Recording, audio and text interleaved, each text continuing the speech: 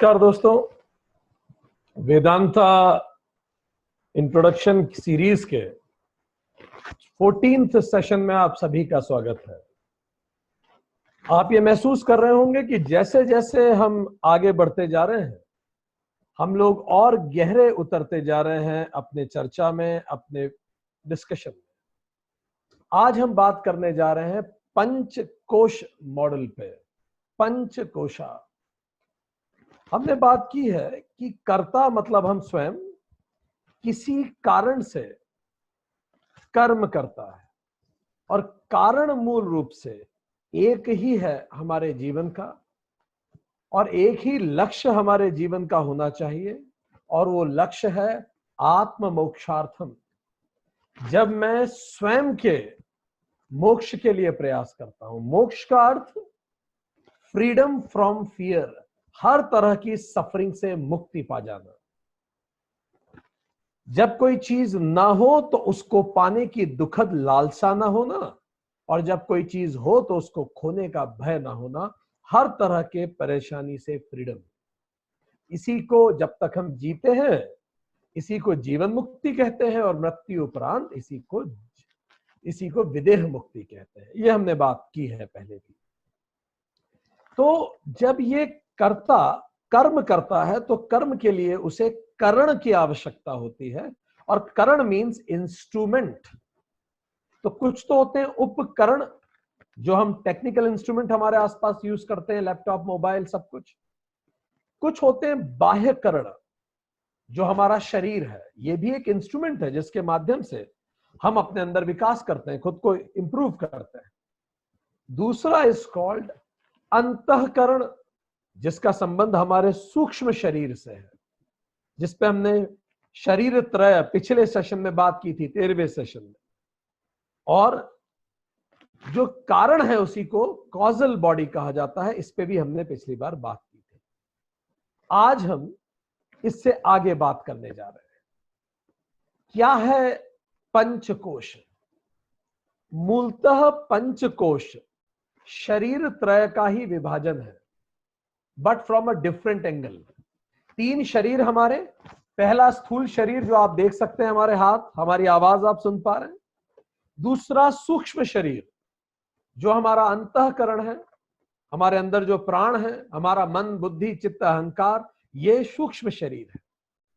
और तीसरा कारण शरीर, जिस कारण से हम धरती पे आए, क्योंकि आता वही है जिसे कुछ आता नहीं है, और जिसे आता है वो इस धरती पे आता नहीं है।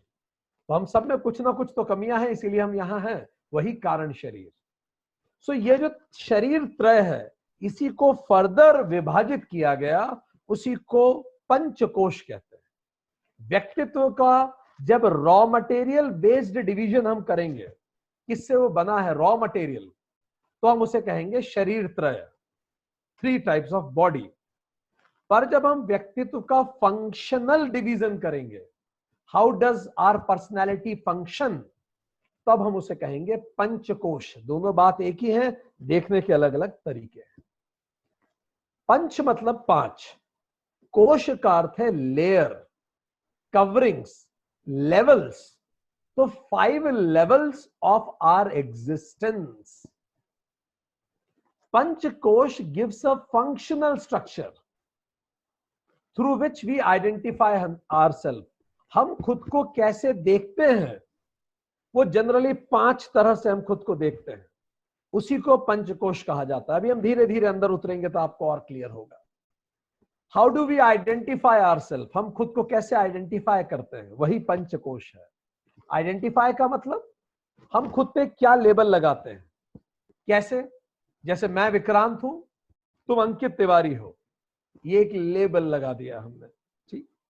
हम क्षत्रिय हैं, आप ब्राह्मण हो सकते हैं, ये दूसरा लेबल लगा दिया हमने। मैं दुखी हूं, ये एक और लेबल लगा दिया। मैं बहुत खुश हूं, ये एक और लेबल। मैं खूबसूरत हूं, मैं अच्छा नहीं दिखता, ये सब लेबल्स ही तो हैं जो हम खुद के ऊपर चिपकाते हैं। कौन कौन से लेबल हम चिपकाते हैं खुद पर? मैं बहुत इंटेलिजेंट हूं, मैं मूर्ख हूं, मैं एनर्जेटिक हूं, मैं डल हूं, ये कौन से लेबल हम खुद के ऊपर चिपकाते हैं?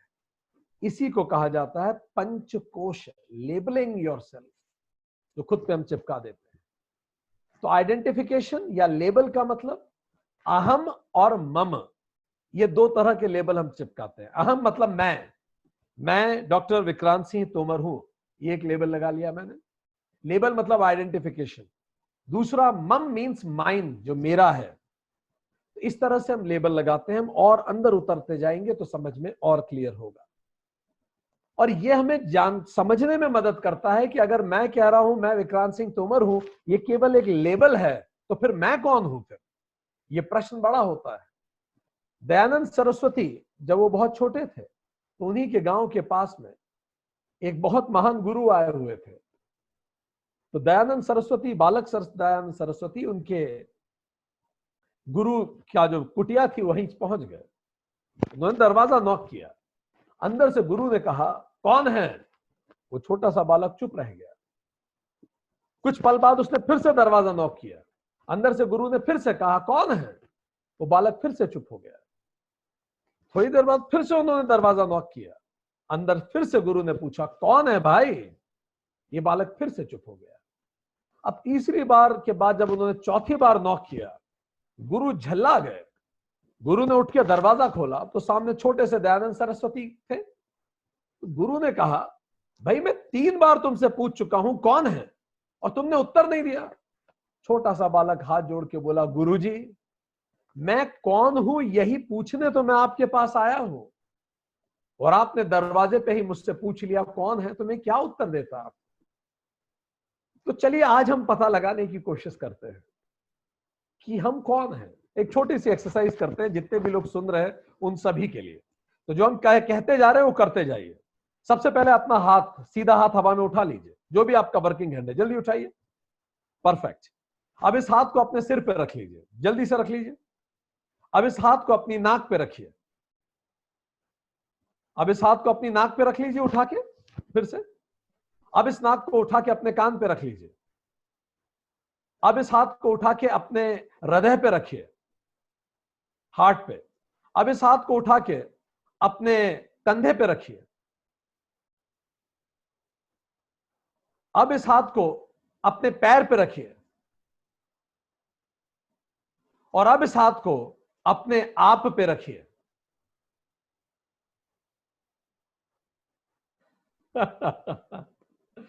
रखिए अपने आप पर। हम देख पा रहे हैं कई लोगों के चेहरे पे खूबसूरत सी स्माइल तैर गई है, क्योंकि वो समझ नहीं पा रहे हैं कि मैं रखूं किधर। हो सकता है किसी ने पैर पे रख लिया हो, किसी ने कंधे पे रख लिया हो, किसी ने सर पे रख लिया हो, किसी ने हार्ट पे रख लिया हो, किसी ने हाथ पे ही हाथ रखा हो, और कोई कंफ्यूज हो गया हो, किसी ने हवा पे रख लिया हो। क्योंकि जब ये प्रश्न आता है कि अपने आप पे रखिए, तो समझ में नहीं आता मैं हूं किधर। तो चलिए उसी को ढूंढने की कोशिश करते हैं। एक व्यक्ति था बड़ा परेशान सा, दुखी सा। उसको लगता था आम इंसान की कोई कदर ही नहीं है, और उसको बड़ा महत्वहीन सा महसूस होता था।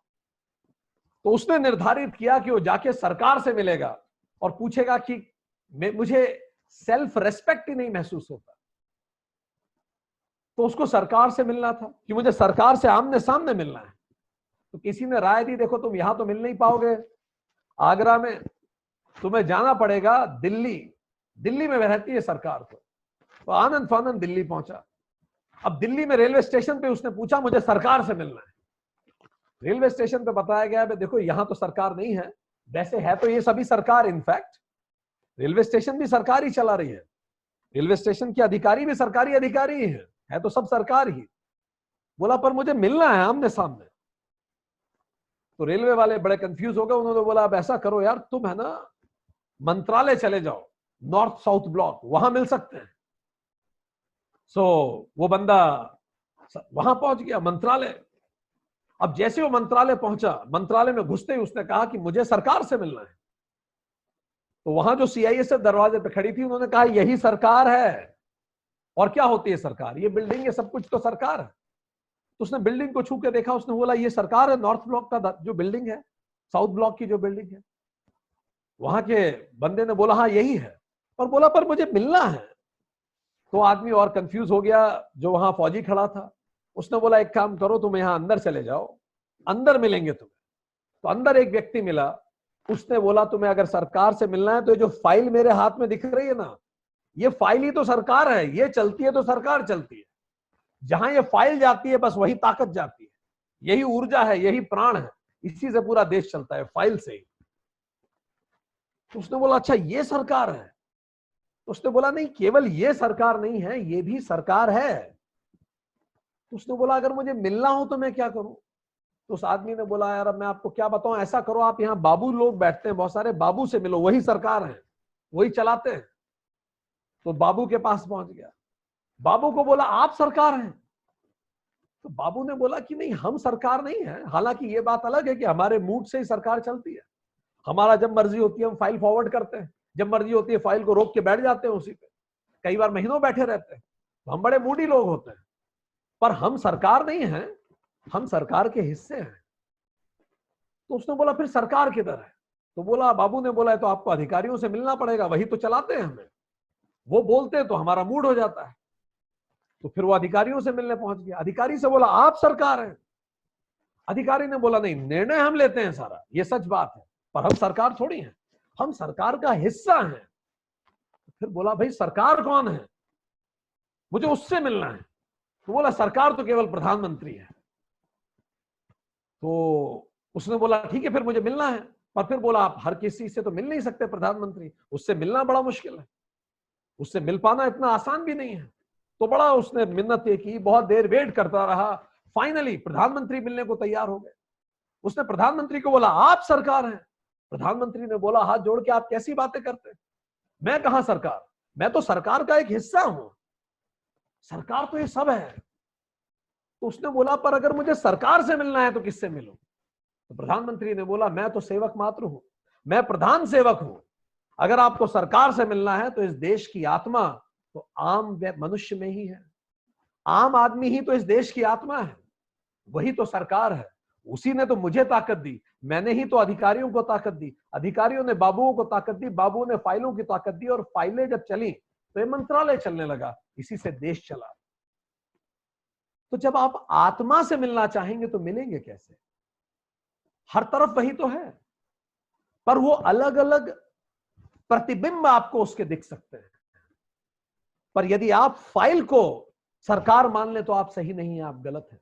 बस यही 5 कोश है। वो जो मंत्रालय की बिल्डिंग है जिसे आप छू सकते हैं उसको अन्नमय कोश कहते हैं, पहला कोश जिसको आप छू और देख सकते हैं। वो जो फाइलें हैं जो चलती हैं और जहां फाइल पहुंचती है वही काम होता है, उसी को प्राणमय कोश कहते हैं, दूसरा कोश जो ऊर्जा से भरता है हमें।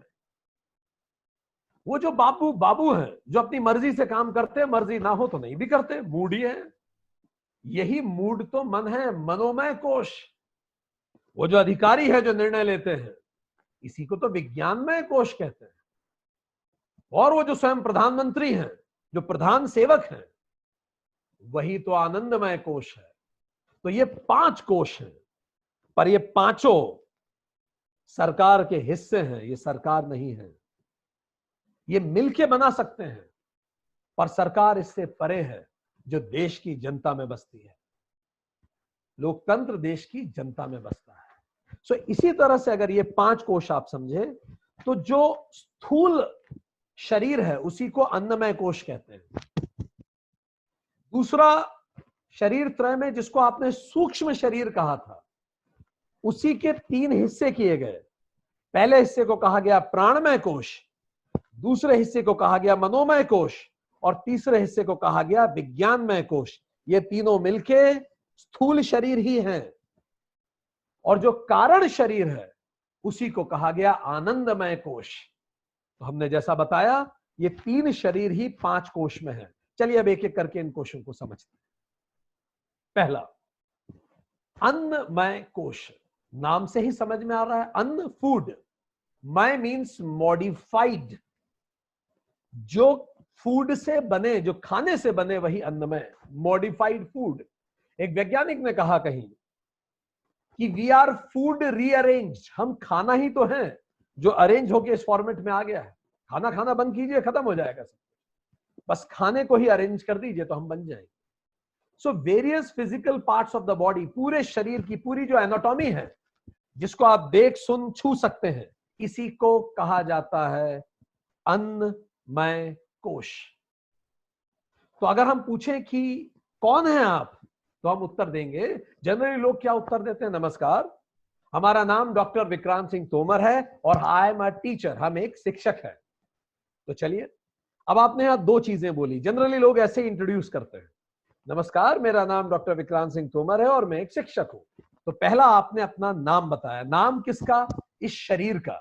तो पहला तो हो गया बॉडी, और दूसरा मैं एक टीचर हूं, वो क्या है? आपका रोल। तो अन्नमय कोश जनरली दो चीजों पे चलता है, आपका नाम और आपका रोल। तो एक एक करके थोड़ी सी बात करें। तो शरीर का हम एक नाम रखते हैं, तो वो हो जाता है, चूंकि हम शरीर को देख सकते हैं तो हम उस पर नाम रख देते हैं। तो ये जो बॉडी है ये अन्नमय कोश है, जो हम सबकी बॉडी, जो शरीर दिखता है, ये बॉडी हमारे विचारों का आईना है। बॉडी विचारों का आईना है। किसी भी व्यक्ति के चेहरे की झुर्रियों को अगर आप गौर से देखेंगे तो उसके पूरे जीवन रेखा के सारे अनुभव की लाइंस आपको दिखना चालू होंगी। शरीर का हर एक टिश्यू मन के किसी ना किसी इश्यू से जुड़ा हुआ होता है। शरीर और मन बिल्कुल एक दूसरे से जुड़े हुए होते हैं। अगर मन में कोई व्याधि आती है तो शरीर पे वो दिखने लगती है। आप लगातार किसी चीज में बुरा सोचिए, परेशान सोचिए, धीरे धीरे आपका सर दुखने लगेगा। तो शरीर जीवन दर्शन ही है। और दोस्तों, व्यक्ति भले झूठ बोल दे, मन उससे झूठ बुलवा दे, क्योंकि मन कंफ्यूज होता है, शरीर कभी झूठ नहीं बोलता। ये बॉडी नेवर लाइज। इसीलिए तो पुलिस नार्को टेस्ट करती है। आतंकवादी से पूछते हैं कि भाई तुम बताओ, तो आतंकवादी झूठ बोलता है पर उसका शरीर सच बोलता है।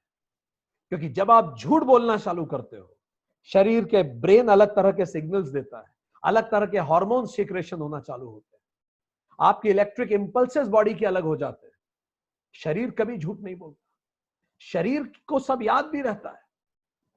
किसी व्यक्ति को अगर कहीं बहुत बुरे अनुभव रहे हो, हम जानते हैं एक महिला, उनको उनके ससुराल में काफी बुरे अनुभव रहे, बड़े परेशान रहे, और बात उस समय उनका बच्चा छोटा था। ससुराल वालों ने बड़े कष्ट दिए उन्हें।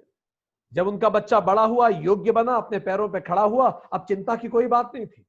पर आज भी जब वो महिला उस शहर के रेलवे स्टेशन पे उतरती है, अब ससुराल वाले परेशान भी नहीं करते, बच्चा भी बड़ा हो गया है, पर जैसे ही महिला रेलवे स्टेशन पे उतरती है उसकी हार्ट बीट तेज हो जाती है, क्योंकि शरीर तुरंत पहचान जाता है।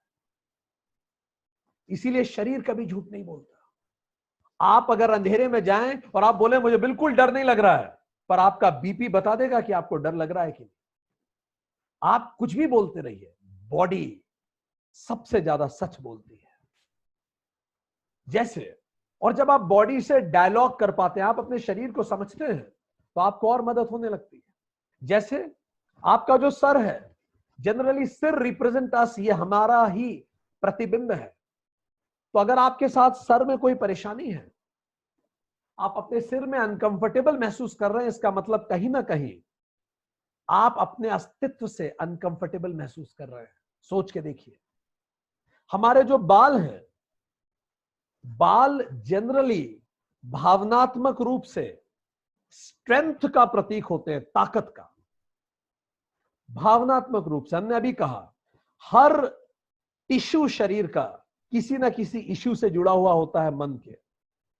तो क्या होता है, जब आप ज्यादा तनाव में आते हैं तो आपको अपनी कैपेसिटी कम लगने लगती है, और जैसे आप तनाव में आते हैं तो क्या होता है, बॉडी के जो ये फेलिकल्स होते हैं, ये सर के अंदर बालों की जो जड़ होती है उसको फेलिकल्स कहते हैं।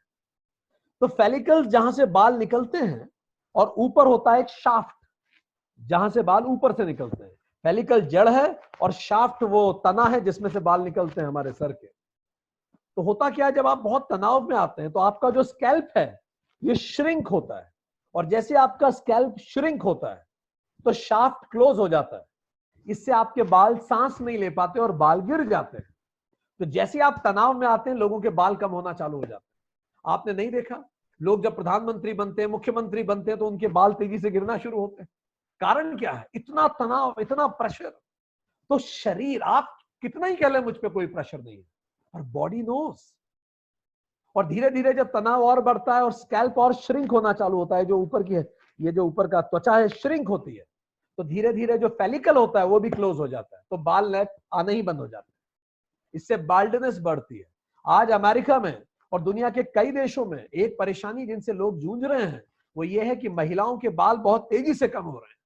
कारण, क्योंकि महिलाएं अब फील्ड में बहुत तेजी से नौकरियां करती हैं, उससे वर्क लाइफ बैलेंसिंग के इश्यूज उनके सामने नए आते हैं, इससे उन्हें तनाव होता है, उनके बाल का पतन होता है। हमारे कान, आपने अक्सर देखा होगा छोटे बच्चों को कान में बहुत दर्द होता है। इसके कई कारण हो सकते हैं, पर उसमें से एक कारण यह होता है, अगर माता पिता में आपस में बहुत ज्यादा झगड़े हो रहे हैं तो बच्चे के कान सबकॉन्शियसली माता पिता की वो कर्कश ध्वनि और झगड़े सुनना नहीं चाहते, तो सबकॉन्शियसली कान दुखने लगते हैं ताकि आसपास की आवाजें वो सुनना बंद कर दें। शरीर जानता है, आप कितना ही कह लें मैं कंफर्टेबल हूं। कई लोग होते हैं जो बड़े रिजिड होते हैं अपने विचार में, यही तरीका सही है, जैसा मैं सोचता हूं यही सोचने का तरीका सही है। ऐसे लोगों को नेक की प्रॉब्लम होने की संभावना हो सकती है, गर्दन उनकी अकड़ जाती है। उसका कारण कई हो सकता है, पर उनमें से एक मनोवैज्ञानिक कारण यह भी है कि आप बड़े अपने विचारों को बड़ा पकड़ के रखते हैं, आप में फ्लेक्सिबिलिटी नहीं है। अगर आप अपने आप को अभिव्यक्त नहीं कर पा रहे, अपने लिए स्टैंड नहीं ले पाते, तो आपको थॉट में प्रॉब्लम हो सकती है। तो शरीर मन से जुड़ा हुआ है। हार्वर्ड की एक प्रोफेसर ने रिसर्च की, it is called power posing. वो रिसर्च ये कहती है कि अगर आप थोड़ी देर ऐसे सुपरमैन की तरह बैठे पावर पोजिंग में, जरा सा बैठ के देखिए, बिल्कुल सीना चौड़ा और ऐसे बिल्कुल कड़क होके, वो कहती है कि अगर आप बिल्कुल पावर पोज लेके बैठेंगे तो उस समय आपके शरीर के अंदर के टेस्टोस्टेरोन जनरेट होंगे और कॉर्टिसोल्स कम होना चालू होंगे। उसने रिसर्च करके बताया है।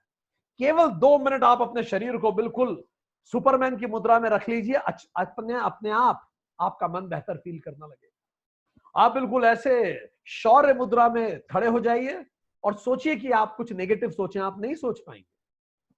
पावर पोजिंग आपके मन को तक बदल देता है। तो शरीर, अन्नमय कोश, ये बड़ा महत्वपूर्ण है। गीता में भगवान कृष्ण कहते हैं, आप खाना खाते हैं, खाना डाइजेस्ट होता है, उसी से स्पर्म बनता है, स्पर्म ओवम में जाता है, उस वही सीड बनता है, फिर उससे फीटस बनता है, फीटस से गर्भधारण के द्वारा बच्चे का जन्म होता है, बच्चा फिर मृत्यु को प्राप्त होता है और मृत्यु के बाद फिर से फूड बन जाता है और ये साइकिल चलती रहती है। अब दूसरे पे हम आए, रोल्स। हमने कहा हमारा नाम डॉक्टर विक्रांत सिंह तोमर है और आई एम ए टीचर। तो ये रोल्स भी प्राणमय कोश है। हम बहुत सारे रोल निभाते हैं, family role, work role, social roles, economic role, और रोल से हमें अटैचमेंट हो जाता है। एक जबरदस्त सर्जन दुनिया में किसी का भी ऑपरेशन कर सकता है, पर अपनी बेटी का ऑपरेशन नहीं कर सकता। उसके हाथ कांपने लगेंगे, क्यों? क्योंकि अटैचमेंट हो जाता है। जैसी अटैचमेंट होता है, आप अपने कर्तव्य को निष्काम भाव से नहीं कर पाते। इसी कारण वर्क लाइफ बैलेंसिंग की प्रॉब्लम होने लगती है। हम अपने रोल से अटैच हो जाते हैं। हम घर का तनाव ऑफिस ले जाते हैं, ऑफिस का तनाव घर लेके आते हैं। तो जिन लोगों का अन्नमय कोश संतुलित नहीं होता, उनको वर्क लाइफ बैलेंसिंग की भी बहुत ज्यादा प्रॉब्लम्स होती है। उनको यह समझ में नहीं आता हमें रूप कब बदल देना है। हनुमान जी से सीखिए, सूक्ष्म रूप धरी सियहि दिखावा। सीता माता के सामने बिल्कुल छोटे से चले गए। माँ और परिवार वालों के सामने बिल्कुल विनम्र रहना चाहिए। सूक्ष्म रूप धरी सियहि दिखावा, विकट रूप धरी लंक जलावा। और फिर विकट रूप धरा के पूरा लंक जला दिया। भीम रूप धरी असुर सहारे, और फिर असुर को मारना था तो अलग रूप ले लिया। हमें रूप बदलना आना चाहिए। कई लोग ऑफिसर होते हैं और घर पे भी ऑफिसर ही बने रहते हैं। कई लोग घर का तनाव ऑफिस में ले जाते हैं। ये वर्क लाइफ बैलेंसिंग हमें आनी चाहिए। ये सब हिस्सा हुआ दोस्तों पहला, जिसको हम कहते हैं प्राणमय कोश। और ये हमारा गलत आइडेंटिफिकेशन है, क्योंकि हमने शरीर त्रय में पढ़ा है ये शरीर डीके हो जाएगा। भगवान कृष्ण गीता में हमेशा कहे हैं, चैप्टर 2 श्लोक 12, अर्जुन ऐसा कभी नहीं हुआ जब तू नहीं था, ना ही ऐसा कभी हुआ है जब मैं नहीं हुआ। बस अंतर यह है तू भूल गया मुझे याद है। तो ये तो शरीर तो बदलता रहेगा। तो जब आप शरीर को पकड़ लेंगे, शरीर पर बहुत ज्यादा महत्व देंगे, तो आपको दुखी होना ही है, क्योंकि ये शरीर धीरे धीरे खत्म होने लगेगा, तब आप दुखी होंगे। अब हम दूसरे पे जाए, प्राणमय कोश। प्राण, लाइफ फोर्स, मय मतलब मॉडिफिकेशंस। तो प्राणमय कोश हमारे अंदर का जो लाइफ फोर्स है उसी को प्राणमय कोश कहते हैं। अब आप ध्यान दीजिए, ये अब हम सूक्ष्म शरीर में आ गए हैं। अब ये दिखेगा नहीं किसी को, केवल मुझे महसूस होगा। दैट इज कॉल्ड प्राणमय कोश। प्राणमय कोश 10 चीजों से मिलकर बना है। पंच प्राण, 5 प्राण जो है हमारे, उदान, प्राण, समान, अपान और व्यान। शरीर त्रय में हमने इस पे चर्चा की है, इसलिए अभी हम इस पे नहीं जा रहे। तो 5 प्राण और पंच कर्मेंद्राणी, 5 कर्मेंद्रियां, इसकी भी चर्चा हमने कर ली है शरीर त्रय में। देखने की शक्ति, सूंघने की शक्ति, बोलने की शक्ति, सुनने की शक्ति और महसूस कर पाने की स्किन की शक्ति। तो ये 10 चीजों से मिलकर हमारा प्राणमय कोश बनता है। ये हमारी दूसरी लेयर है। जब आप खाना खाते हैं तो अब आपको ऊर्जा मिलती है, अन्न से ऊर्जा मिलती है, और उसी ऊर्जा से हमारा पूरा शरीर चलता है। ये फिजियोलॉजिकल सिस्टम है जो एनाटॉमी को चलाता है। फेफड़े एनाटॉमी के हिस्से हैं, पर जो ऊर्जा उस फेफड़ों के अंदर हवा को लाती है वो प्राण है। पेट एनाटॉमी है, पर जो ऊर्जा डाइजेस्ट कर रही है वही तो प्राण है। गुदा द्वार एनाटॉमी है, पर जो ऊर्जा मलमूत्र को शरीर के बाहर फेंक रही है वही प्राण है। सो जब भी हमारे जीवन में कहीं भी कोई भी परेशानी आती है तो हमने आपको दिखाया कैसे हमारी सोच शरीर पे भी रिफ्लेक्ट होती है। ऐसे ही दोस्तों हमारी सोच एनर्जी पे भी रिफ्लेक्ट होती है। जब भी आपके जीवन में परेशानी आएगी आपके अंदर एनर्जी ब्लॉक होना चालू हो जाएगा। जब एनर्जी ब्लॉक होना चालू होगा तो उस जगह खून नहीं जाएगा, उस जगह शरीर में व्याधियां होने लगेंगी।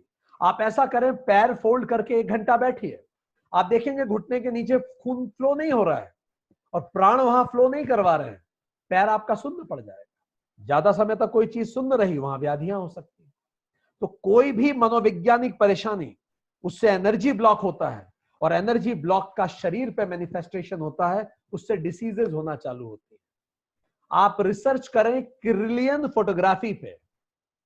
एक फोटोग्राफर हुए, उन्होंने देखा कि मैं पत्ते का जब फोटो खींचता हूं, किर्लियन फोटोग्राफी, मैं जब पत्ते का फोटो खींचता हूं तो फोटो में पत्ता बिल्कुल ठीक आता है, पर कुछ समय बाद जब उन्होंने फोटो खींचा और फोटो का नेगेटिव से पॉजिटिव किया तो पत्ते पे इतना बड़ा एक काला स्पॉट आया फोटो पे, जबकि पत्ते पे वो काला स्पॉट नहीं था, केवल फोटो पे वो स्पॉट था। अब इस फोटोग्राफर को ये समझ में नहीं आ रहा था, वो एक विशेष प्रकार के कैमरे से फोटो खींच रहे थे कि पत्ते पे वो ब्लैक स्पॉट नहीं है, जबकि जब फोटो पे खींचता हूं तो उसकी जब फोटो नेगेटिव से पॉजिटिव करता हूं तो उस पे आता है। बार बार उन्होंने फोटो खींचा, हर बार पत्ते पे ब्लैक स्पॉट नहीं था पर उसकी फोटो पे था। 15-20 दिन बाद उन्होंने देखा पत्ते पे भी बिल्कुल एज इट इज एक वैसा का वैसा स्पॉट बन गया। तब वो देख के चौंक गए कि जहां से पत्ता वास्तव में सड़ा था वो फोटो में पहले ही दिख रहा था। और यही हमारे साथ होता है दोस्तों। यदि कोई बीमारी हमें होने वाली है तो हमारी जो एनर्जी बॉडी है, जो हमारे अंदर जो ऊर्जा है, उसमें वो बीमारी पहले से ही आ चुकी होती है, बाद में फिर वो शरीर में मैनिफेस्ट होती है। अगर हमें कहीं कैंसर होने वाला है तो शरीर के उस हिस्से की ऊर्जा ऑलरेडी अलग तरह की होने लगेगी और आज से 6 महीने बाद हमें कैंसर डिटेक्ट होने लगेगा। तो कैंसर की स्टेज 1 से भी पहले एनर्जी बॉडी समझ पाती है कि हमें इस तरह की परेशानियां हो रही है, डिसीज आ जाती है एनर्जी बॉडी में। यदि आप किसी से नहीं, मैंने आपने डिसाइड किया मैं किसी कोई व्यक्ति से बात नहीं करूंगा, मुझे उससे बात ही नहीं करना, इसका मतलब आपने एक एनर्जी ब्लॉक करके रख दी, वो एनर्जी रोक रही है आपको उससे बात करने से। अब जब आप उसके प्रति नेगेटिव विचार रखेंगे आपकी एनर्जी ब्लॉक हो जाएगी, आपको थकान जल्दी महसूस होगी, आपको चिड़चिड़ जल्दी होगी। परिवार के एक सदस्य से आप बिल्कुल बात करना बंद कर दीजिए, धीरे धीरे आपको अपने एनर्जी में भी कमी महसूस होने लगेगी। आप खुद को कहें मुझे उस बारे में सोचना ही नहीं है, मुझे वो याद भुलानी है, आप जितना भुलाने की कोशिश करेंगे आपको एनर्जी उतनी डिप्लीट होने लगेगी, क्योंकि आप ऊर्जा लगा रहे हैं उससे दूर करने पे भी। मनोवैज्ञानिक मनोविज्ञान की एक थ्योरी याद रख लीजिए, what you resist shall persist. जिस भी चीज को आप रोकना चाहेंगे वो आपके अंदर हमेशा के लिए आ जाएगी। इसीलिए बी बोल्ड और उसका सामना कीजिए। स्वामी विवेकानंद कहते थे, वो काशी में गए थे तो कुछ बंदर उनके पीछे भागे, तो वो आगे आगे भागने लगे, बंदर पीछे पीछे भागने लगे। तो वहीं एक महिला कपड़े धो रही थी, उन्होंने मुस्कुरा के बोला, स्वामी भागो मत, सामना करो। तो स्वामी विवेकानंद रुके और उन्होंने पलट के देखा, और जैसे वो रुक के पलटे सारे बंदर वापस भागने लगे। यही ऊर्जाओं के साथ होता है। जहां जहां आपने अपनी ऊर्जा ब्लॉक करके रखी है, मुझे उसके बारे में नहीं सोचना, उस व्यक्ति से तो मैं जीवन में बात कभी नहीं करूंगा, मैं उसे कभी माफ नहीं कर सकता। आपने हर जगह अपनी एनर्जी ब्लॉक कर दी है, क्योंकि आपने वहां दीवार खड़ी कर दी है और वो दीवार आपको ब्लॉक कर रही है। एनर्जी का फ्री फ्लो नहीं हो रहा आपके व्यक्तित्व के अंदर। ये बीमारी का रूप ले सकता है। इससे आपको मेडिटेशन करने में समस्या आ सकती है और इससे आप थकेंगे जल्दी। इनफैक्ट अगर आपके बहुत सारे काम बाकी हैं, 2 बिल बाकी है, मैं इधर के, 1 बिल इधर का बाकी है, 2-3 मेल भेजने और छोटे मोटे 5-10 काम है, आप उन्हें याद करिए, रोज ये काम करने, आपकी आधी एनर्जी तो याद करने में खर्च हो जाएगी। सारे काम कर दीजिए, फटाफट फटाफट लिस्ट बनाइए और खत्म कीजिए। यू फील एनर्जाइज्ड, क्योंकि एनर्जी आपने वहां से निकाल ली। करके देखिए, इट वर्क्स। इसको कहते हैं एनर्जी फिक्सेशन। जहां भी एनर्जी फिक्सेशन होगा वहां साइकोलॉजिकल फिक्सेशन, वहां फिजिकल फिक्सेशन अपने आप हो जाएगा। ठीक। और एनर्जी आपको कहां दिखती है? जब 2 लोग हाथ मिलाते हैं, आप देखिए 2 लोग कितने पास में खड़े होकर हाथ मिला रहे हैं। अगर उनके धड़ एक दूसरे से लगभग 2 फीट की दूरी से ज्यादा की दूरी पे है, 3 फीट की दूरी पे है, इसका मतलब वो एक दूसरे को औपचारिक रूप से जानते हैं। पर अगर 2 लोग पास में खड़े हैं और उनके बीच की दूरी 2 फीट से कम है, तो आप जान लीजिए कि वो उतने औपचारिक नहीं है, एक दूसरे को बेहतर जानते हैं। पर अगर दोनों लोग एक दूसरे से इतने पास में खड़े हैं कि उनका शरीर लगभग एक दूसरे को छूता सा है, मतलब जानिए कि ये एक दूसरे को बहुत पसंद करते हैं। और अगर ये और करीब पास में खड़े हैं, गले में हाथ डाल के खड़े हैं एक दूसरे के, तो जान जाइए ये लंगोटिया यार हैं एक दूसरे के। ये क्या है? ये ऊर्जा ही तो है जो किसी को मेरे पास आने देती है और किसी को मेरे पास नहीं आने देती। यही तो प्राणमय कोश है। कई बार कोई आपके पास आता है और आप एक कदम पीछे हट जाते हैं। क्यों ऐसा हटते हैं? क्योंकि आपकी एनर्जी उसकी एनर्जी को नहीं स्वीकार कर रही है। और कई बार कोई आपके पास आता है, आप सहज महसूस करते हैं, क्योंकि आपकी एनर्जी उसकी एनर्जी को स्वीकार कर रही है। इसके पूरे साइंस को किनेसिस कहा जाता है, प्रॉक्सिमिटी, साइंस ऑफ प्रॉक्सिमिटी। आप रिसर्च कीजिए, यही तो प्राणमय कोश है। हमारे वाइब्रेशंस, किसी को पहली बार आप मिलते हैं और उसकी ऊर्जा से आप खुद का तारतम्य महसूस करते हैं, एक कनेक्ट आपको महसूस होता है, यही तो ऊर्जा है। किसी से आप पहली बार मिलते हैं और आपको पहली बार मिलके उससे डिस्कनेक्ट महसूस होता है, उसने कुछ गलत कहा नहीं, यही तो ऊर्जा है। कई बार कोई आने वाला होता है, आप किसी से आप बात कर रहे होते हो और वो व्यक्ति आ जाता है और आप कहते हो यार तुम 100 साल जियोगे, अभी तुम्हारी बात चल रही थी। ऐसे कैसे हो रहा है? उसकी ऊर्जा की जो मैग्नेटिक फील्ड है वो उसके फिजिकल एग्जिस्टेंस से बहुत आगे तक है, आपकी भी मैग्नेटिक फील्ड बहुत दूर तक है। दोनों मैग्नेटिक फील्ड ने एक दूसरे को टच किया तो आपके दिमाग में अचानक उसके विचार आए, आपने उसके बारे में बात करना चालू किया, वो आ ही गया। आपने बात की इसीलिए वो नहीं आया है, वो आ रहा था इसीलिए आपने बात की। सो मैग्नेटिक फील्ड से यही तो ऊर्जा है। जब भी आप किसी से बात करते हैं तो शब्द केवल भाव है, शब्द केवल शरीर है, उसके पीछे के जो भाव हैं वही तो ऊर्जा है। आप अगर किसी से केवल बोलने के लिए कुछ बोल रहे हैं तो आपके रिश्ते उससे कभी सुधरेंगे नहीं, क्योंकि आप उसके पीछे वैसा फील ही नहीं करते। नमस्ते कह दिया आपने बेमन से, हमें अच्छा लगा आपसे मिलके बेमन से, तो इससे उस पर कोई असर नहीं पड़ेगा, आपके रिश्ते नहीं सुधरेंगे। आप कितना ही पोलाइट बोल लीजिए, बेकार है। क्या कीजिए? PFA, pause feel act. रुकिए, पॉज कीजिए और फील कीजिए। अगर आप कहने जा रहे हैं कि सर आपसे मिलकर बहुत अच्छा लगा, तो एक क्षण के लिए रुकिए, उसे महसूस कीजिए, फिर आंखों में आंखें डाल के बोलिए। आप शब्दों के साथ ऊर्जा भी देंगे, सामने वाले पे उसका असर पड़ेगा। अगर आपके रिलेशन किसी व्यक्ति से नहीं सुधर रहे हैं, अपने आसपास या घर में कहीं भी, तो ये ट्रिक करके देखिए। अभी आप करते क्या है? आप मन में नाराज रहते हैं उस व्यक्ति से और मुंह से अच्छे से बातें करते हैं।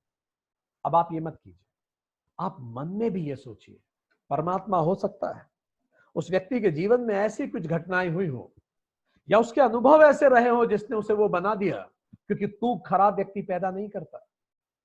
भगवान जो भी स्थिति हो उसका हमेशा भला और वो खुश रहे।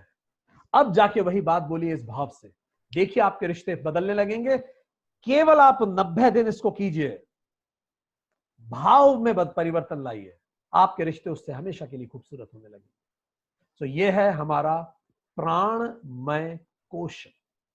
प्राणमय कोश में जब भी, और जब आपको तनाव हो तो तनाव में होता क्या, जैसे आपको स्ट्रेस हुआ तो स्ट्रेस में बॉडी की एनाटॉमी कैसे काम करती है, ब्लड फ्लो तेज होता है स्ट्रेस में। क्यों? क्योंकि आपको तुरंत रिएक्शन करनी है जो भी तनाव आया आपके ऊपर।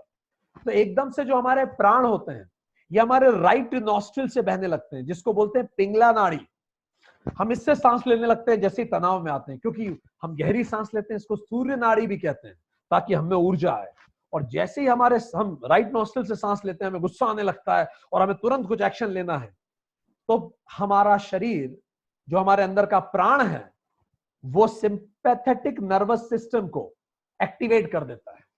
सिंपैथेटिक नर्वस सिस्टम एक्टिवेट होते ही पूरे शरीर में ब्लड तेजी से फ्लो होता है, ब्लड हर जगह जा जाके ग्लूकोज पहुंचाता है, आप तेजी से सांसें लेते हैं, ऑक्सीजन और ग्लूकोज इकट्ठा होता है, कंबशन होता है आपके सेल में ऊर्जा आती है, अब आप ऊर्जा से भर जाते हैं और अब आप एक्शन ले पाते हैं। पर इसी ऊर्जा और कंबशन से शुगर रिलीज होती है, इससे आपको डायबिटीज हो जाती है।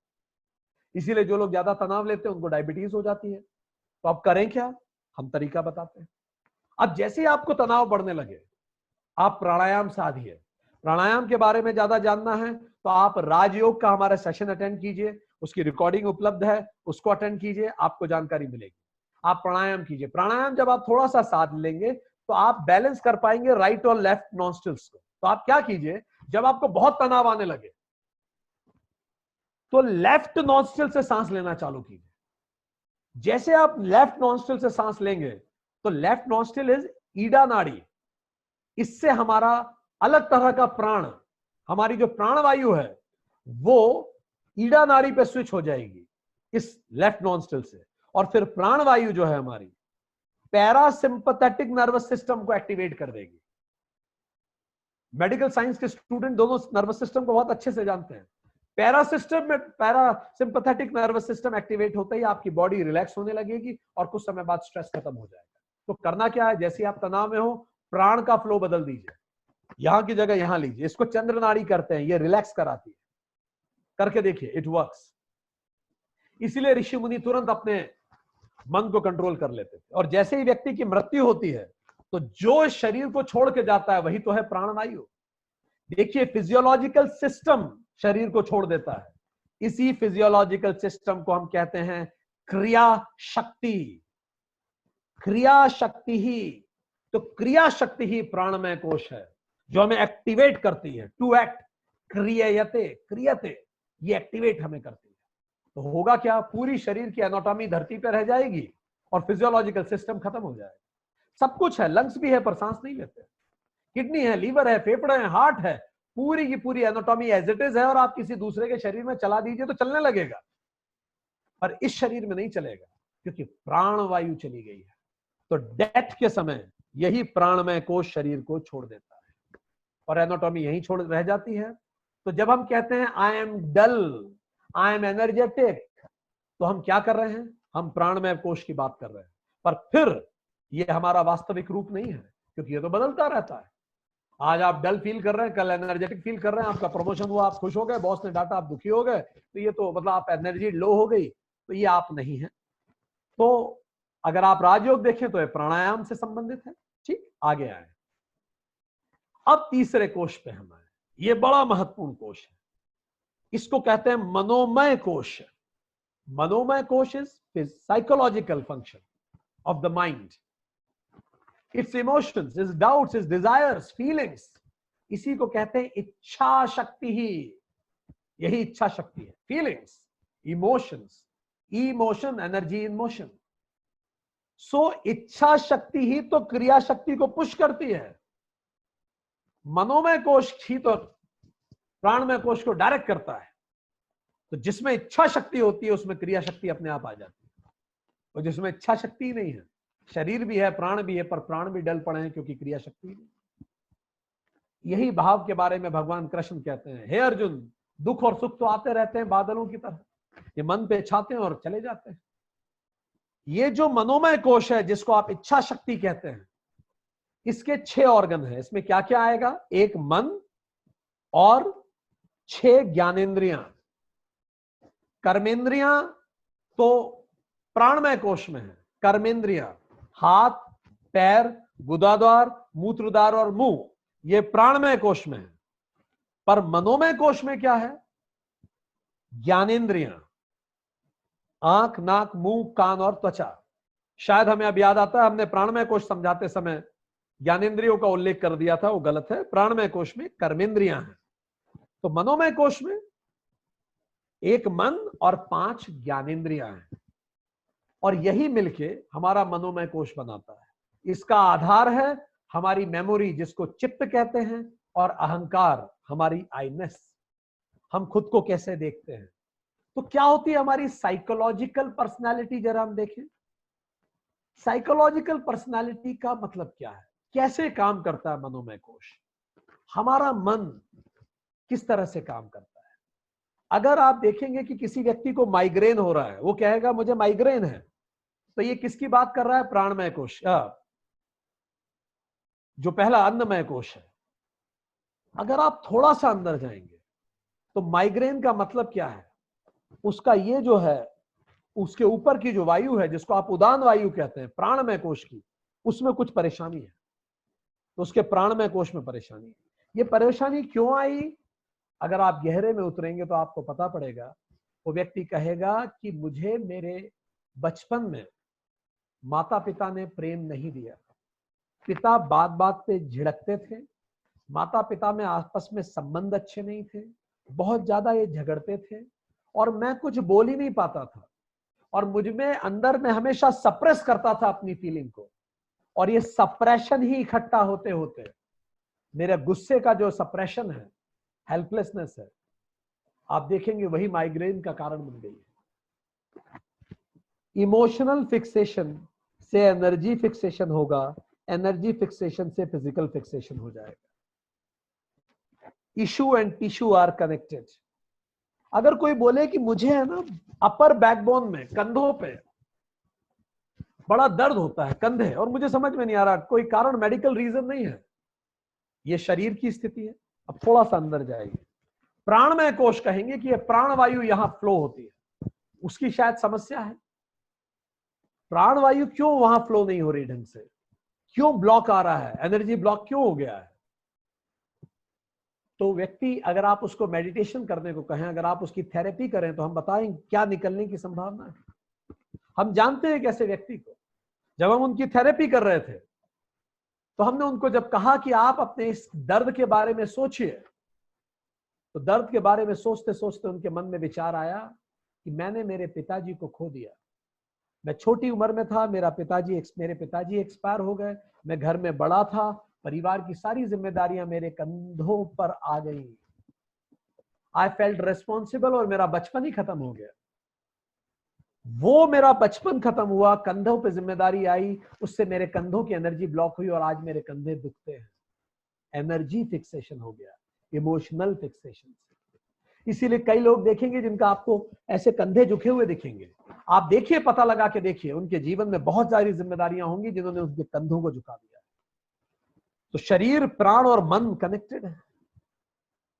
एक व्यक्ति जो बार बार बीमार पड़ जाता है, आप उनसे पूछिए बार बार बीमार हो, बार बार बीमार जब पड़ जा रही है, बार बार बीमार पड़ना, अगर आप प्राणमय कोश में जाएंगे तो लगेगा अनाहत चक्र बंद है, heart close, heart chakra is close. और गहराई में अगर आप उतरेंगे, अगर आप तत्व को समझ पा रहे हैं, हमारे ऐसे भी कई लोगों को, जब हमारे मेंटी हैं जिनसे हम बात करते हैं, तो एक व्यक्ति जो बार बार बीमार पड़ती थी, कारण माता पिता बहुत झगड़ते थे जब ये छोटी थी, अक्सर माता पिता झगड़ते थे। एक बार माता पिता भयंकर झगड़ रहे थे और ये सीढ़ियों से फिसल गई, ये छोटी सी थी उस समय, और जैसे फिसली इनको चोट लग गई, तो माता पिता का सारा झगड़ा रुक गया, वो दौड़ के आया और उसको प्यार करने लगे। अब इस बच्ची को बड़ा अजीब लगा कि अभी तो लड़ रहे थे और मुझे चोट लगी तो चुप हो गए। अब उसने एक आध बार फिर से उसे बाय चांस लग गई, माता पिता ने झगड़ा रोक के फिर उसे प्यार करने लगे। अब उसे सूत्र समझ में आ गया कि मैं बीमार पड़ूंगी तो ये लड़ेंगे नहीं, और जब जब कहीं होता वो बीमार पड़ जाता। आज वो बड़ी हो गई, उसकी शादी भी हो गई है महिला की, स्टिल जब भी वो अपनी माता जी से बात करती है तो पहली बात ये कहती है, आज कुछ तबीयत ठीक नहीं लग रही मेरी, थोड़ा सिर दुख रहा है। ये कितना गहरा है। शरीर, प्राण और मन ये एक दूसरे से बिल्कुल अंतर मन जुड़े हुए हैं। कई बार घरों में बच्चों को चश्मा जल्दी लग जाता है। चश्मा, उदान वायु, अगर आप गहराई में उतर के देखेंगे तो कई बार आपको ऐसे भी केसेस देखने को मिलेंगे कि माता पिता और घर का माहौल ठीक नहीं था, घर में निरंतर झगड़े लग होते थे, बच्चे वो दृश्य देखना ही नहीं चाहते, तो सबकॉन्शियसली आंखों की तरफ प्राण जाना कम हो गए, आंखें कमजोर हो गई और चश्मा लग गया। आपका पेट अक्सर खराब रहता है। प्राण, ये तो अन्नमय कोश है, पेट में समान वायु बहती है, कहीं आपका एनर्जी फिक्सेशन हो गया। आप और गहराई में उतरेंगे तो मननमय कोश में जाएंगे तो आपको पता पड़ेगा कुछ है आपके आसपास जिसको आप डाइजेस्ट नहीं कर पा रहे, कुछ है जिसके साथ आप कंफर्टेबल महसूस नहीं कर रहे हैं, एंजाइटी है, सिचुएशंस जो नई बदली हैं, उस बदली हुई सिचुएशन में आप कंफर्टेबल नहीं है। इसीलिए पुराने जमानों में जब एरोप्लेन नए शुरू हुए थे तो उल्टी के लिए एक पैकेट रखा जाता था हर सीट के सामने, क्योंकि लोग नए बैठते थे, अब पहली बार हवाई जहाज में उड़ेंगे, डर लगता था, बड़ी एंजाइटी होती थी, तो जब एंजाइटी होती थी तो पेट अपसेट हो जाता था, तो उल्टी आ जाती थी। अभी भी रखा, अब हम लोगों को इतनी एंजाइटी नहीं होती फ्लाइट में बैठने पर पहले पहले लोगों को बड़ी एंजाइटी होती थी। इसीलिए आजकल मुश्किल से 10% लोग उसको यूज करते होंगे, और पहले बड़ा प्रतिशत था जो उसका यूज करता था। तो शरीर, मन और प्राण ये जुड़े हुए हैं। आपकी मिडिल बैक दुखती है, पीठ बीच में से, प्राण वायु सक्रिय नहीं हो पा रही, इसका मतलब वहां अन्नमय कोश, प्राणमय कोश, इसका क्या कारण हो सकता है? कई केसेस ऐसे देखे गए जिनको बचपन में मॉलेस्टेशन का शिकार होना पड़ता है, उनका फिजिकल मॉलेस्टेशन हुआ, या कोई गिल्ट का शिकार है, या कोई घनघोर फाइनेंशियल प्रॉब्लम है, या फिर किसी को कोई सपोर्ट नहीं मिल रहा है जीवन में, दोस्त यार रिश्ते नाते सपोर्ट नहीं कर रहे हैं, उसकी पीठ दुखने लगती है।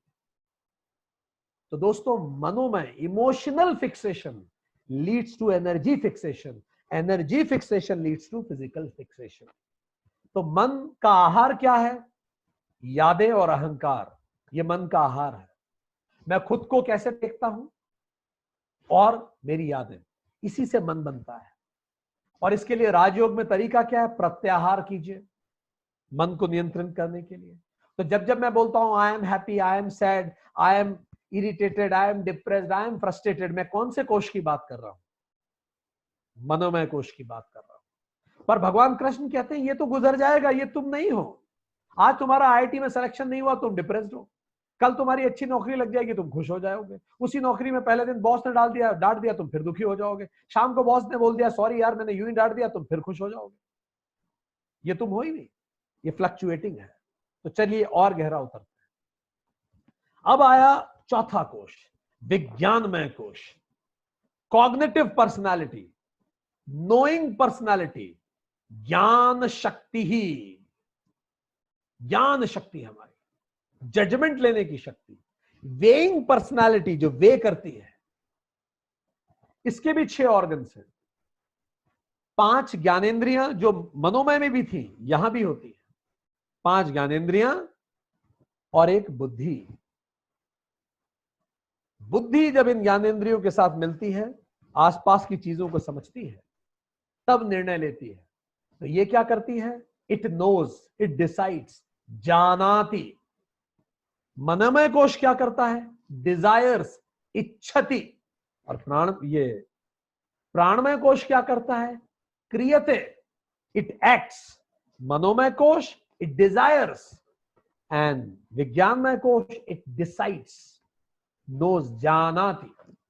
सो ये हमारी सोच है, बिलीव्स है, जिसको हम विज्ञानमय कोश कहते हैं। जिस व्यक्ति का विज्ञानमय कोश कमजोर होता है, कभी लाइफ में डिसाइड नहीं कर पाता, हमेशा कंफ्यूज रहेगा, क्योंकि वो मनोमय कोश के हवाले, करूं ना करूं, लोग क्या सोचेंगे, ये क्या सोचेगा, वो क्या होगा। पर जब विज्ञानमय कोश मजबूत होता है तो हम अपनी बुद्धि को आगे लेके आते हैं और बुद्धि से कहते हैं जरा देखो मुझे क्यों परेशानी आ रही है, मैं क्यों इतना परेशान रह रहा हूं? तो बुद्धि हमारे बिलीफ्स पे काम करना शुरू करती है, हमारी सोच पे। जिसका विज्ञानमय कोश ताकतवर होता है, वो व्यक्ति बहुत लॉजिकल हो जाता है, अपने मन को कंट्रोल कर पाता है, सोच पाता है।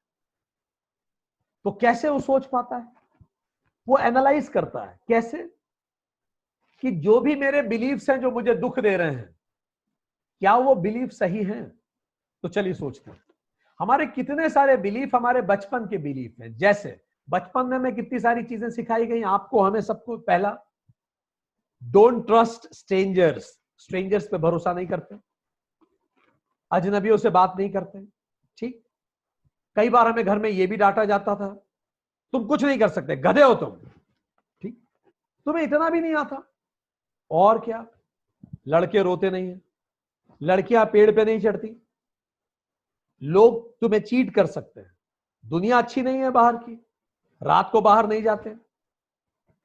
अपनी गलती मानना सीखो। तुरंत कोई गलत बात हो तुरंत सॉरी बोलो, हमेशा सॉरी बोलो। और वो बच्चा जिंदगी भर ही सॉरी बोलता रहेगा। कई लोगों को देखोगे उनके मुंह पे रखा हुआ आई एम सॉरी, हर चीज के लिए आई एम सॉरी। उनको लगता है उन्होंने ही गलती की है सारी दुनिया भर की, एंड वो सारी चीजों की जिम्मेदारी खुद पे लेते हैं। ये किसके विचार हैं सारे? ये क्या हमारे विचार हैं?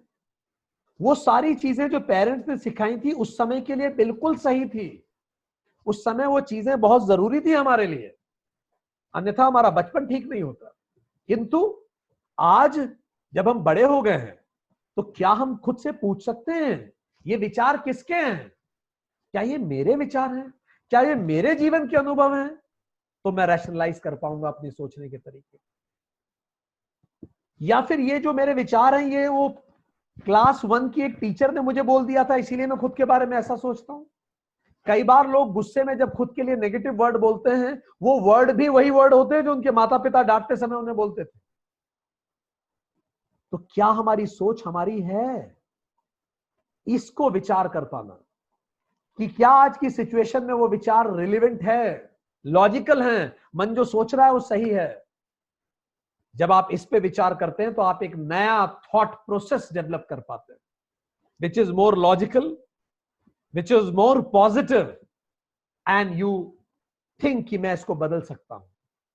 इसको और जानने के लिए राजयोग और स्टडी कीजिए, कर्म योग और स्टडी कीजिए। आप एक नया विचार बनाते हैं। नया विचार कैसे बनाते हैं? आप इस बात को समझते हैं, यदि आपको जीवन में खुश रहना है तो आपको खुशी के बारे में सोचना पड़ेगा।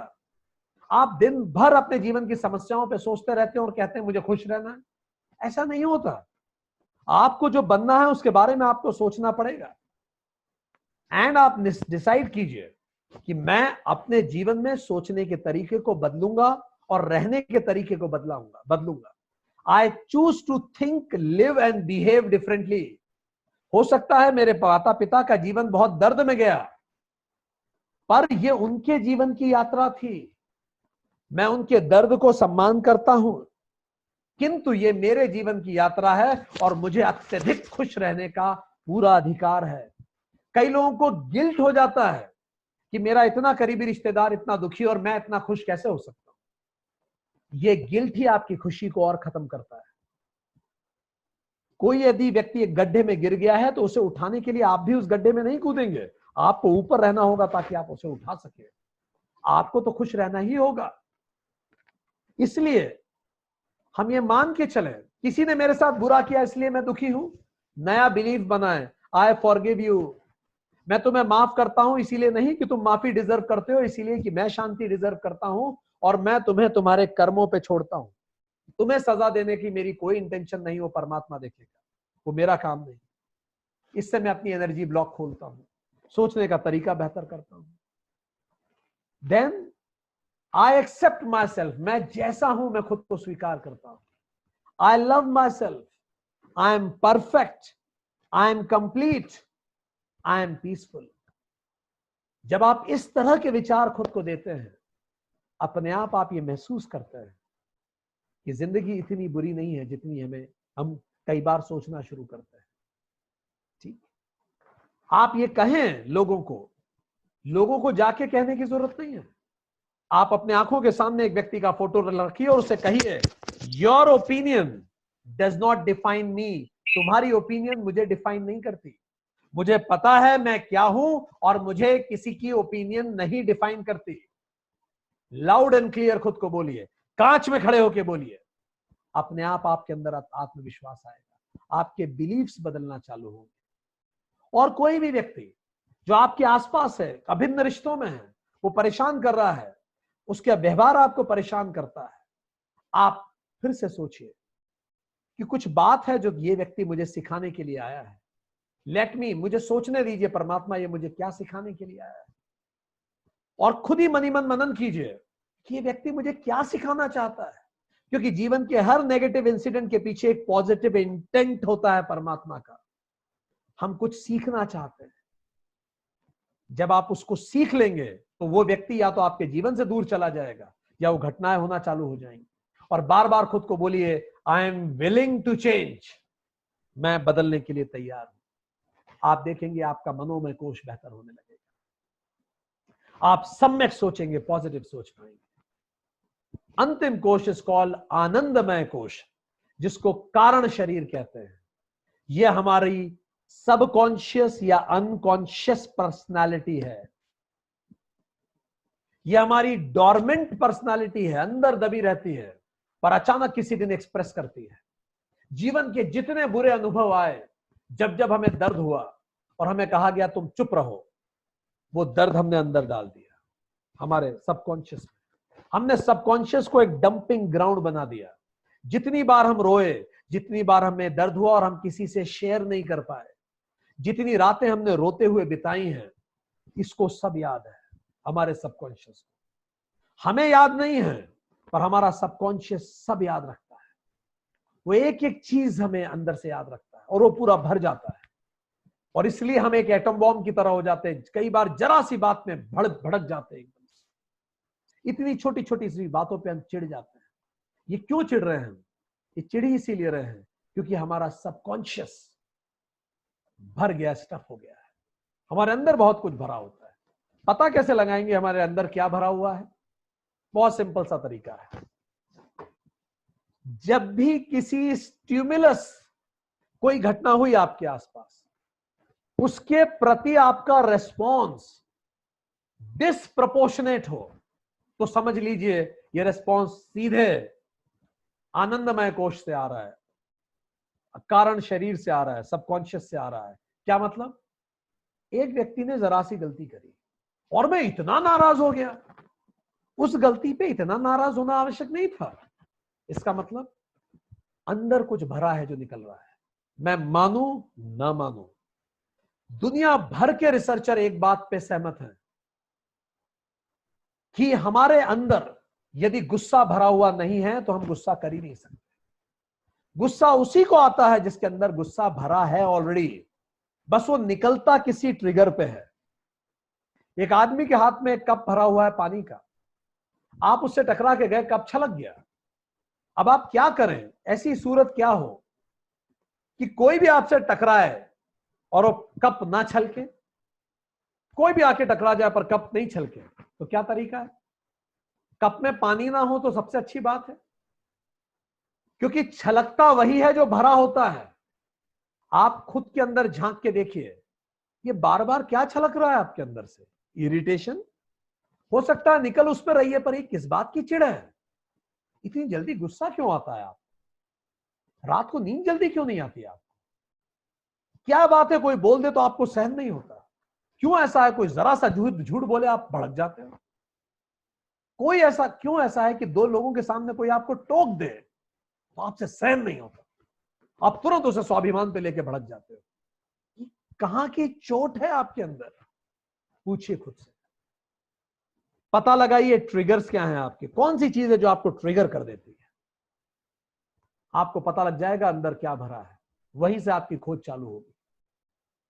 याद रखिए, आप सबकॉन्शियस को भूल सकते हैं, वो आपको नहीं भूलेगा। ये भरा हुआ है सारी चीजों से। तो फिर इसको आनंदमय कोश क्यों कहते हैं यार, जब इतना सारा कुछ इसमें ऐसी चीजें भरी हुई हैं? 90% हमारा अस्तित्व का तो सबकॉन्शियस ही है। कब की यादें इसमें भरी हुई हैं। जब हम पैदा हुए तो उससे भी पहले वूम तक की मेमोरी, अगर मां के मन में नैराश्य था तो बच्चे के मन में नैराश्य होगा जीवन भर। मां के गर्भ में अगर नैराश्य था उस समय, वूम मेमोरी तक बच्चे के व्यक्तित्व को प्रभावित कर रही है सबकॉन्शियसली। मां डरी हुई थी प्रीनेटल पैदा होने से पहले, पोस्ट नेटल पैदा होने के बाद, पैदा होते ही घर का माहौल कैसा था, लोगों ने कैसा व्यवहार किया, मां को कितना सम्मान दिया, वो सब बच्चा महसूस करता है जिंदगी भर। पैदा होते ही मां से दूर रख दिया, रिलेशनशिप प्रॉब्लम्स होगी उसको जिंदगी भर। उसके पैदा होने का तरीका तक, अगर कोई तुरंत पैदा हो गया तो हमेशा इंपल्सिव रहेगा लाइफ में। तुरंत का मतलब मां को लेबर पेन ज्यादा नहीं हो और इमीडिएटली डिलीवरी हो गई। अब इसको हर एग्जाम में फर्स्ट अटेम्प्ट में सेलेक्ट होना है, इसमें पेशेंस ही नहीं होगा क्योंकि इसी तरह से दुनिया में आया था बिना पेशेंस के। ये प्रभावित करता है व्यक्तित्व को। फिर अर्ली चाइल्डहुड एक्सपीरियंसेस, आज का अनुभव, और ये सब तो छोड़ दीजिए, पास्ट लाइफ्स अनंत। भगवान कृष्ण ने कह ही दिया, तुम बहुत पहले से थे, मैं भी था, ये सब भरा है। तो फिर इसे आनंदमय कोश क्यों कहते हैं? यही तो मजे की बात है। इतना भरे होने के बाद भी आपको पता ही नहीं है कि क्या क्या भरा है, और आप आराम से जीवन जी रहे हैं। आप आनंद में हैं क्योंकि आपको पता ही नहीं है। इसको कहते हैं ब्लिसफुल इग्नोरेंस। आप बिल्कुल, आपको पता ही नहीं है आपके अंदर क्या भरा हुआ है। आप इग्नोरेंट व्यक्ति हैं। जैसे एक व्यक्ति होता है जिसको कानून के बारे में कुछ नहीं पता होता है, तो उसको कानून तोड़ने का डर भी नहीं होता, तो उसको पता भी नहीं है कुछ। तो इसीलिए इसको आनंदमय कोश कहा गया, क्योंकि ये डीप स्लीप की तरह होता है। आप इसमें कब होते हैं? जब आप गहरी नींद में होते हैं, अनकॉन्शियस आपका, तब आई एम नहीं बचता, वो आई ही खत्म हो जाता है, बस एम बचता है, बस आप ही रहते हैं। इसी को हम कहते हैं आनंदमय कोश। जब ये भी समाप्त हो जाए तो ये जो पांचों कोश हैं, ये मेरा व्यक्तित्व नहीं है। ये मेरा व्यक्तित्व का मतलब ये मैं नहीं हूं, ये मेरे व्यक्तित्व के लेयर्स हैं। ना तो मैं अन्नमय कोश हूं, ना मैं शरीर हूं, ना ही मैं सांस लेना हूं, ना ही मैं मन हूं, ना ही मैं बुद्धि हूं, और ना ही मैं अहंकार हूं, और ना ही मैं उस अहंकार के पीछे छुपी हुई वासना ही हूं। मैं इन सब के परे हूं। इसी को आदि शंकराचार्य ने निर्वाण षटकम में गाया था। गूगल करके सर्च कीजिए, इसको पढ़िए। इसका मतलब पांचों कोश ये बताते हैं कि मैं क्या नहीं हूं, मैं ये सब नहीं हूं। नेति नेति, जो इस सब के परे है, वो एटर्नल आत्मा मैं हूं, जो इन सब को देखता है, जो देखता है हर समय भावों को आते जाते हुए, अपने विचारों को बदलते हुए, अपने अंदर सबकॉन्शियस को बदलते हुए, जो अपने ब्रीदिंग को देख पाता है और जो अपने शरीर को देख पाता है, वो जो देखने वाला है, वही मैं हूं। ये पंचकोश का आधार है। तो क्या हम समझे कि रॉन्ग आइडेंटिफिकेशन, यदि मैं खुद को पिता मानता हूं तो मेरी पुत्र से अपेक्षाएं बहुत हो जाती है, पर यदि मैं मानूं कि मेरा बेटा अपनी खुद की यात्रा पे है, मैं अपनी यात्रा पे हूं, तो आइडेंटिफिकेशन सही हो जाएगा और समस्या नहीं होगी। रॉन्ग आइडेंटिफिकेशन से इंटेलेक्चुअल फिक्सेशन होता है, विज्ञानमय कोश फिक्स हो जाता है। विज्ञानमय कोश से इमोशनल फिक्सेशन होता है। जब आपकी बुद्धि संतुलित नहीं है तो मन असंतुलित होने लगता है। इमोशनल फिक्सेशन से एनर्जी फिक्सेशन हो जाता है, और एनर्जी फिक्सेशन से फिजिकल फिक्सेशन हो जाता है, और फिजिकल फिक्सेशन से शरीर में बीमारियां आ जाती हैं। इसी कारण ज्ञान शक्ति से, जिसको विज्ञान में कोश कहते हैं, हम अपनी इच्छा शक्ति को आगे बढ़ाते हैं। इच्छा शक्ति क्रिया शक्ति को प्रेरित करती है। क्रिया शक्ति प्राणमय कोश है। क्रिया शक्ति से कर्म होते हैं, उसी से हैबिट बनती है, हैबिट ही संस्कार कहलाते हैं। जब हैबिट गहरी दब जाती है तो उसी को आप वासना कहते हैं, टेंडेंसी, वही चरित्र बनता है, और चरित्र ही डेस्टिनी बनता है, जिसको प्रारब्ध कहते हैं। तो अब हम आपको एक टूल दे रहे हैं, एक मेडिटेशन टेक्निक, जिससे आप इन पांचों कोश को अपनी आंखों के सामने ऐसे देख पाएंगे, और इससे आप अपनी हीलिंग भी कर पाएंगे। ये बहुत पावरफुल टेक्निक है। भगवान शिव ने माता पार्वती को जब योग सूत्र सिखाया था, उसमें भी इस तरह की टेक्निक का उल्लेख आता है।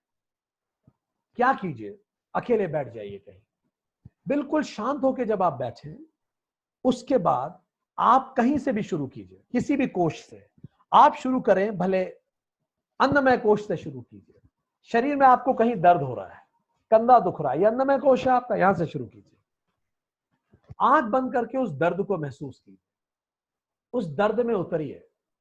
खुद को कहिए कि ये दर्द बढ़ रहा है, उसको और बढ़ाइए, और बढ़ाइए, और बढ़ाइए, और बढ़ाइए। बार बार बोलते जाइए, दर्द और हो रहा है। धीरे धीरे वो दर्द का सेंसेशन और बढ़ने लगेगा। जब ये दर्द का सेंसेशन और तेज हो जाए और आपको सच में अनकंफर्टेबल लगने लगे, तब अचानक खुद से पूछिए, इस तेज दर्द में मेरे अंदर फीलिंग्स क्या आ रही हैं, क्या भाव आ रहे हैं? व्हाट आर द फीलिंग्स आपके मन में आ रही है? अब आप एकदम से शिफ्ट हो गए टिश्यू से इश्यू पे। हो सकता है आपके मन में आपके पिताजी का चेहरा याद आए, आपके मन में आपकी माताजी का चेहरा याद आए, उन दोनों को झगड़ते हुए आपने देखा वो याद आए, या आपके पिताजी जल्दी चले गए ये याद आए, आपको कुछ भी याद आए, उस भाव को महसूस कीजिए। जो भी भाव आपके मन में आ रहा है, यही वो दर्द है, भाव है जो आपने अपने कंधों में स्टोर कर रखा है। अब आप आ चुके हैं मनोमय कोश में। अब जब आप इस महसूस करें उस भावना को गहराई से, और सोचिए और उतरिए उसमें। अब आप उस दुख के बारे में सोचिए जो आपको पिताजी के न रहने पे हुआ था, माता पिता की लड़ाई को देख के हुआ था, जब पहली बार स्कूल में टीचर ने आपको चिल्लाया था, सबके सामने आपको बेइज्जती का एहसास हुआ था, तब हुआ था। जब आपको सबके सामने किसी बड़े ने मारा था, तब हुआ था। जब आपकी सुनी नहीं गई थी, तब हुआ था। जब आपने अपने मन को मारना पड़ा था, तब हुआ था। जब आपकी बेइज्जती हुई थी, तब हुआ था। जब आपकी किसी ने समझी नहीं थी आपके मन की बात, तब हुआ था। जो भी आपको महसूस हो रहा है उसमें उतरिए। और अब तीसरी बात, खुद से पूछिए कि ये जो मेरे अंदर दर्द है, जो भाव है, ये सुपरफिशियल है कि गहरा है? इसका रंग क्या है? तो शायद आप कहेंगे काला रंग है। शेप क्या है इसका? पूछिए खुद से। कुछ भी आप कह सकते हैं, रेक्टेंगुलर है। साइज क्या है इस दर्द का? आंखें बंद रहने दीजिए। तो शायद आपके मन में आएगा बहुत बड़ा, इस कमरे जितना बड़ा, मुझसे भी बड़ा। इससे आपको उस दर्द की इंटेंसिटी समझ में आएगी। तो आपको पता पड़ा एक कमरे जितना बड़ा साइज का, काले रंग का, रेक्टेंगल शेप है उसका, और वजन कितना है? बहुत हैवी है। जब आप ये पूरा समझ जाए, अब आप चौथा स्टेप, अब ये जो हमने साइज बनाया, शेप बनाया, इसी को प्राणमय कोश कहते हैं। हम उस प्राण को एक शेप दे रहे हैं। अब आप अचानक प्रार्थना कीजिए खुद से कि तत्काल ये जो मैंने शेप बनाया है, ये मेरे शरीर के बाहर सामने आ गया है और मैं इसको देख रहा हूं, इस शेप को मेरे सामने। अब आप अपनी आंखों से, आंखें बंद रहने दीजिए, इस शेप को देखिए और अब आप इस शेप से बात करना चालू कीजिए। ये बहुत पावरफुल टेक्निक है। इसको आज के विज्ञान में होलोग्राम टेक्निक भी कहा जाता है। आप इस शेप से बात कीजिए और पूछिए, तुम क्यों आए हो मेरे जीवन में? क्या पर्पस है तुम्हारे होने का? तुम मुझे क्या सिखाना चाहते हो? इस नेगेटिव फीलिंग के पीछे क्या पॉजिटिव इंटेंट है? जो भी वो शेप आपको बोल रहा है, आप महसूस कीजिए। जो भी आपको महसूस हो रहा है, और उसके बाद जो अब आपको पॉजिटिव महसूस हो, ये था आपका विज्ञानमय कोश। आपने बुद्धि का उपयोग करके खुद को उससे दूर किया, प्रॉब्लम से डिटैच किया और दूर से आपने देखा समस्या को। और अब आप खुद को कहिए कि I am ready for the change, मैं परिवर्तन के लिए तैयार हूं। जब आपने पॉजिटिव लर्निंग समझी है कि भाई माता पिता के झगड़े ने मुझे बहुत जल्दी मैच्योर कर दिया, या फिर आपने समझा कि मेरे माता पिता ने जानबूझ के मेरे प्रति वो व्यवहार नहीं किया, ऐसा ही परवरिश उनके माता पिता ने उन्हें दी थी, तो वो तो खुद ही विक्टिम थे। जो उन्हें मिला वो उन्होंने मुझे दे दिया, तो मैं विक्टिम का भी विक्टिम हूं। मेरे पिता भी एक आम व्यक्ति थे, उनसे भी गलती हो गई। इस तरह से आप समझिए इस बात को। फिर जब आप समझ जाएं, फिर कहिए I am ready for the change. और अब आप खुद को कहिए, मेरे सामने ये जो दृश्य है, ये जो मैंने पूरा रेक्टेंगल काले रंग का हैवी स्ट्रक्चर बनाया है, इसको मैं बदलूंगा। अब आप इसको सुंदर बनाइए। आप खुद से पूछिए कि क्या मैं परिवर्तन के लिए तैयार हूं। अगर उत्तर मिले नहीं तो उस मेडिटेशन से बाहर आ जाइए, कुछ समय बाद फिर से प्रैक्टिस कीजिए, बस उस पॉजिटिविटी को रखिए क्या क्या नया सीखा है। पर अगर उत्तर मिले हाँ मैं परिवर्तन को तैयार हूं, तो अब उस शेप को बदलिए। उसको आप एक सुंदर हार्ट शेप बना सकते हैं। वो जो बड़ा काला रेक्टेंगल है, उस हार्ट में आप पिंक कलर भर दीजिए, उसको लाइट कर दीजिए, देखिए उड़ रहा है। और आप देखिए कि वो जो काला रेक्टेंगल है उस हार्ट शेप में फ्यूज हो रहा है। और जैसे उस हार्ट शेप में फ्यूज होगा, फिर आप उस हार्ट शेप को गौर से देखिए, वो और ब्राइट होने लगेगा, वो और ब्राइट होने लगेगा, उसको और ब्राइट कीजिए और फिर उस हार्ट शेप को अपने अंदर ले जाइए और उसको अपने अंदर बसा लीजिए। ये जो आखिरी कोश है, इसी को आनंदमय कोश कहते हैं। और खुद को कहिए, अब से जब भी मैं मेरे माता पिता के बारे में सोचूंगा मुझे पॉजिटिव फीलिंग्स आएंगी, जब भी मैं उनका फोटो देखूंगा मुझे पॉजिटिव फीलिंग्स आएंगी, जब भी मैं उन यादों में जाऊंगा मुझे ये अच्छा महसूस हो। इसको आप बार बार रिपीट कीजिए, आपके कंधे का दर्द खत्म होने लगेगा, जहां का भी दर्द आप सोच रहे हैं। इससे आप इंटीग्रेट कर पाएंगे पांचों कोश को। सो दोस्तों, चलिए एक समरी करें, हमने क्या बातें की। तो हमने इस बात को समझा कि पंचकोश शरीर त्रय पर ही बनाए गए और शरीर त्रय का ही मॉडल पे इसको किया गया। कोश का मतलब इट्स फंक्शनल डिवीजन। जो अन्नमय कोश है वही स्थूल शरीर है। अन्नमय कोश में बॉडी और उसके रोल पे बात होती है। बॉडी कभी झूठ नहीं बोलती और बॉडी का, मन का हर इश्यू बॉडी के टिश्यू से कनेक्टेड है। हमने पावर पोजिंग पे भी बात की, हमने हेड, हेयर, नेक, थ्रोट पे बात की कि कैसे ये हमारे मन के भावों को ही एक्सप्रेस करते हैं। और फिर हमने समझा कि हमारे रोल भी हम नहीं बदल पाते क्योंकि हम रोल से अटैच हो जाते हैं। हम अपने ऑफिस के रोल से इतना अटैच होते हैं कि घर पे भी अधिकारी ही बने रह जाते हैं। फिर प्राणमय कोश ही क्रिया शक्ति है। इसमें 5 प्राण होते हैं और 5 कर्मेंद्रियां होती हैं। 5 कर्मेंद्रियां और 5 प्राणों को मिलके ही हमने कहा प्राणमय कोश होता है। ये एनर्जी बॉडी है हमारी, जिसकी हमने किरलियन फोटोग्राफी पे बात की कि कैसे बीमारी पहले एनर्जी बॉडी पे आती है, फिर फिजिकल बॉडी पे आती है। Whatever you resist shall persist. तो किसी को रेजिस्ट मत कीजिए। हमने प्रॉक्सिमिटी साइंस की बात की, हमने वाइब्रेशंस की बात की, हमने मैग्नेटिक फील्ड पे बात की, हमने पॉज, फील एंड एक्ट पे बात की। हमने देखा इसके लिए राजयोग भी है। हमने देखा तनाव आने पे कैसे नाड़ियां बदल लेने से पैरासिस्टमेटिक नर्वस सिस्टम एक्टिवेट होकर हम बेहतर महसूस कर सकते हैं। मृत्यु के समय यही कोश शरीर छोड़ के जाता है, यही है क्रियते। और जब मैं कहता हूं मैं डल हूं, मैं एनर्जेटिक हूं, मैं इसी की बात करता हूं। फिर आया हमारा मनोमय कोश, जो हमारी इच्छा शक्ति है। इसमें मन और ज्ञानेंद्रियां होती हैं। इसका आधार चित्त की यादें और अहंकार होता है। इसका काम है इच्छति, ये डिजायर करता है। और हमने देखा कई उदाहरणों द्वारा कैसे इमोशनल प्रॉब्लम एनर्जी फिक्सेशन करती है, एनर्जी प्रॉब्लम फिजिकल फिक्सेशन करती है और शरीर में व्याधियां आने लगती हैं। इसका आहार है चित्त और प्रत्याहार से इसको डील किया जा सकता है। जब भी मैं कहता हूं आई एम हैप्पी, सैड, मैं मनोमय कोश की बात कर रहा हूं। पर मजबूत होना चाहिए मेरा विज्ञानमय कोश, यही मेरी ज्ञान शक्ति है। ये 6 कंपोनेंट से बनी है, 5 सेंसेस, ज्ञानेंद्रियां और मेरी बुद्धि। इसका काम है जानाति। और ये चित्त, मन और अहंकार को मिलके जब इनका सिंथेसिस ढंग से होता है, जब मैं ये सोचता हूं कि क्या ये सही है, ये लॉजिकल है, ये पॉजिटिव है और क्या मैं इसे बदल सकता हूं, तो मैं नए बिलीफ सिस्टम बनाता हूं। नए बिलीफ सिस्टम में मैं कहता हूं कि मैं परिवर्तन के लिए तैयार हूं और मैं स्वयं में संपूर्ण हूं। जब मैं इसे बार बार रिपीट करता हूं तो धीरे धीरे मेरे अंदर परिवर्तन आता है। और जब मैं कहता हूं मैं बहुत इंटेलिजेंट हूं, मैं रेफर कर रहा हूं मेरे विज्ञानमय कोश को। अगला इज आनंदमय कोश। आनंदमय कोश वो सबकॉन्शियस, अनकॉन्शियस है। जब हम छोटे थे तो कारपेट के नीचे खिलौने छुपाते थे, बड़े हो गए तो अब भावनाएं छुपाते हैं और वो भावनाएं डंपिंग ग्राउंड बन जाती हैं और बाद में हमारे व्यवहार को प्रभावित करती हैं।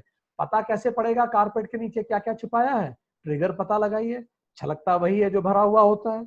और इसको आनंदमय कोश इसीलिए कहते हैं क्योंकि हमें पता ही नहीं है इसके अंदर क्या है। हम ब्लिसफुली इग्नोर है, पता नहीं कितने जन्मों की यादें, इस जन्म की यादें, ये सब ने मिलकर हमें बनाया है। और ये पांचों कोश मैं नहीं हूं, ये मेरे ऊपर आवरण है, ये आत्मा नहीं है, ये आत्मा के ऊपर 5 आवरण है। इसीलिए जब मैं कहता हूं मैं कौन हूं, तो मैं इनमें से कुछ नहीं हूं। नेति नेति शंकराचार्य का निर्वाण अष्टकम यही बताता है, पर मेरी आत्मा इन्हीं 5 से ऑपरेट करती है।